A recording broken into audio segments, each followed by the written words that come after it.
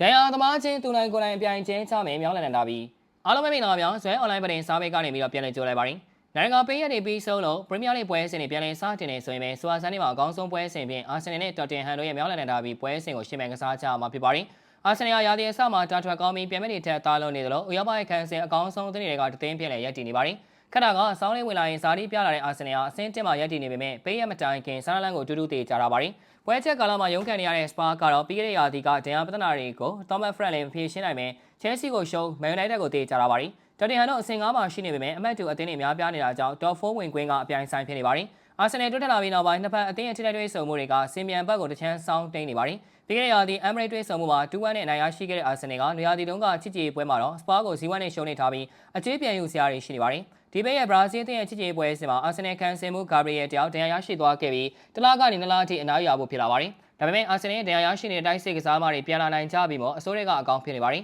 Tottenham ကတော့ဒဏ်ရာရကစားသမားဆင်းမှာကစားသမား17ယောက်ထိပါဝင်နေပြီး Thomas Frank ကိုခေါင်းကိုက်ဆရာတွေပေးနေပါရင်Arsenal ကစားသမားတွေ2သင်းစာရှိပြီးကန်ဆယ်အကောင်းဆုံးအသင်းဖြစ်နေတော့ Gabriel ဒဏ်ရာကထိုးနှက်ချက်တစ်ခုဖြစ်လာမှဖြစ်တာကြောင့်နောက်တန်းယူပေါင်းတွေမြင်ရနိုင်ပါရင်Spurs ကဒဏ်ရာကိုက်ခဲနေတယ်ဆိုပေမဲ့မြောက်လန်နဲ့ဒါပြီးပြိုင်ဘက်ဆိုရင်အထာမထားကြတာကြောင့်အပြန်အလှန်သွင်းကိုတွေနဲ့ Emirates မှာဂိုးတန်ညံနေမှာပါအေကမဆိုရင် Arsenal မရှုံးနိုင်တဲ့စင်လာကရှေ့ဆက်ရက်တည်နေမှာမို့နောက်ဆုံးမှာဂန်နာတွေအမြောက်တန်ပေးရင်အဆင့်1ကစင်မြန်ကြီးပြန်လာကိုဆက်လက်မြင်တွေ့ရအောင်မှာတေချာနေပါတယ်အားလုံးကိုကျေးဇူးတင်ပါတယ်